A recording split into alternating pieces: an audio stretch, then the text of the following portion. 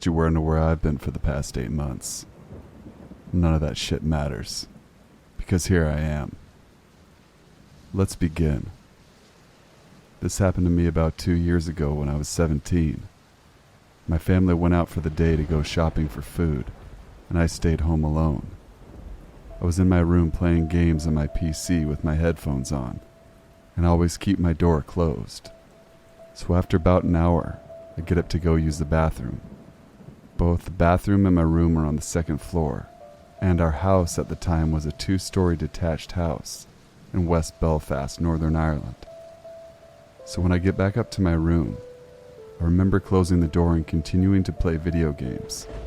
About 30 minutes later, I go to check my phone, but I realize I'd left it in the bathroom. I get up to go get it and notice my door is open slightly. Now my house isn't drafty, and I know the door is good. It doesn't just open due to wind or whatever. So this caught me off guard, but I reasoned that I probably just didn't close it all the way and head out to go get my phone. I come back and continue to play, making sure I close the door on my way back in.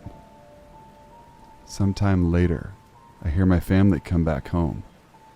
I hear them bringing the first load of shopping into the kitchen, and I go out to the car to get more.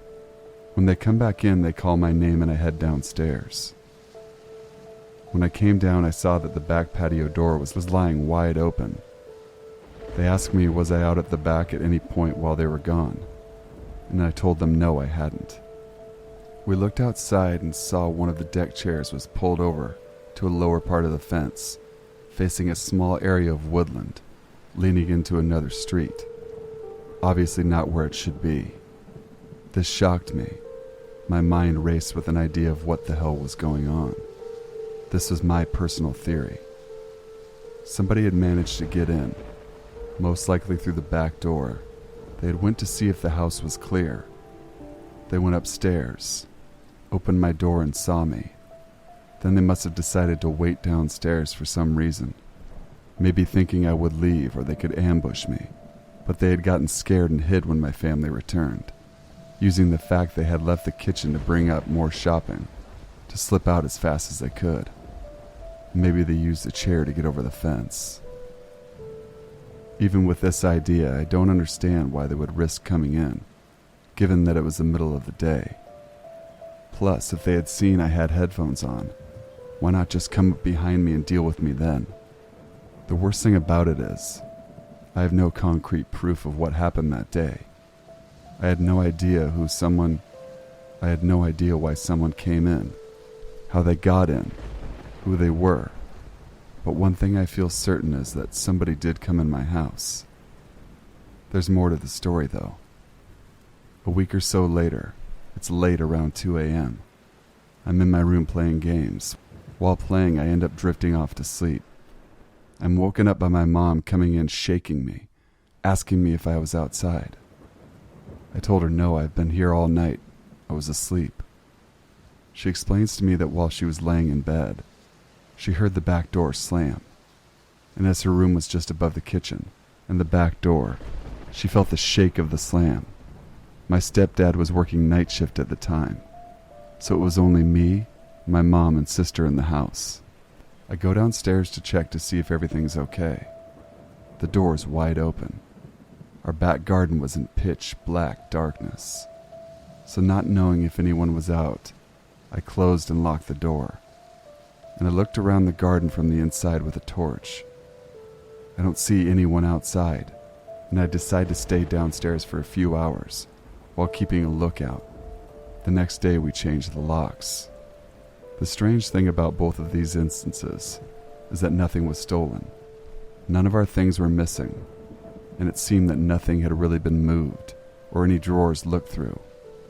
I have absolutely no explanation for this, and to this day, it baffles me. We had discussed going to the police, but we felt that because there was no serious evidence of a crime taking place, and that we would be moving out of the house in a matter of weeks, we decided there wouldn't be anything that we could do to help. So we just had our locks changed and made absolutely sure to keep things locked and watched until we moved out.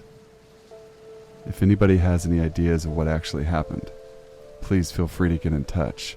I have no idea what to make of any of this. A few years ago, my husband and I were remodeling our house. I had purchased my grandparents' old home after they had both passed away, so my husband and I wanted to update it. We had gutted the living room and replaced the drywall. I had been sanding drywall mud off all evening, so after my husband left for work, he was working thirds. I called it a day. I had all the doors and windows open, letting fresh air and drywall mud dust out. It was just me and my son, who was 8 at the time.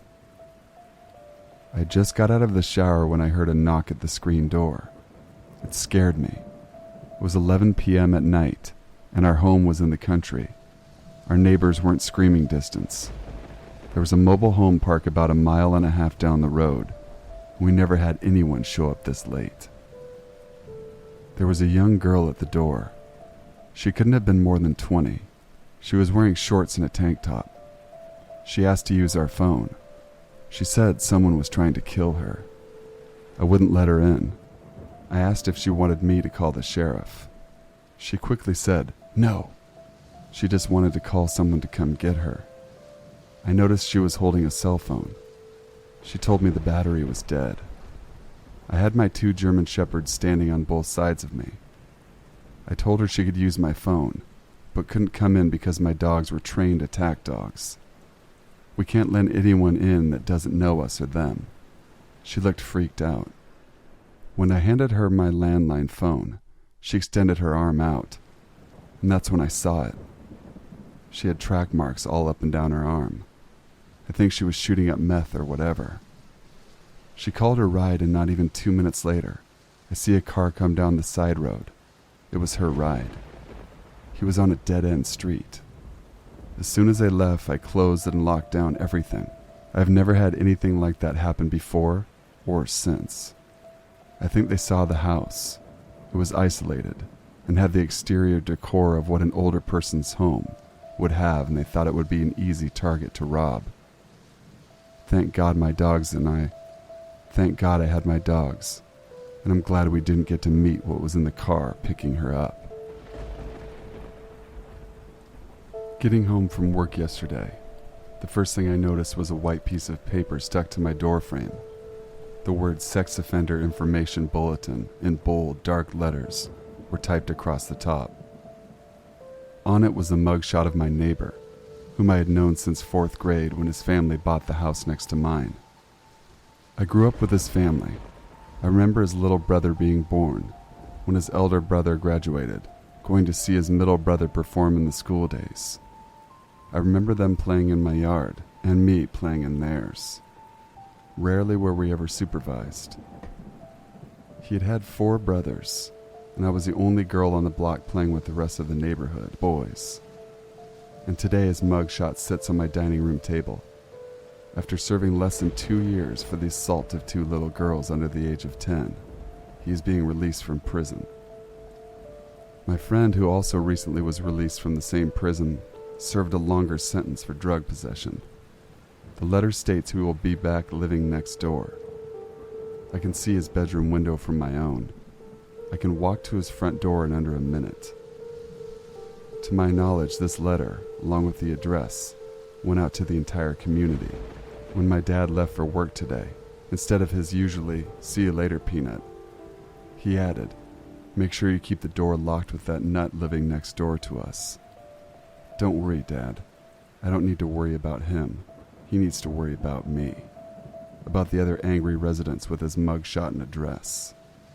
So for neighbor, for your sake, let's not meet. Thanks for listening, guys. Sorry if that video was short and not my most polished narration. I haven't done this in nearly a year. I appreciate everyone who still follows and supports the channel.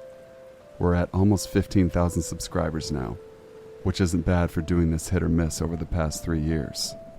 Hope everyone has had a happy new year to this point. We'll catch you guys in the next one. Stay sinful.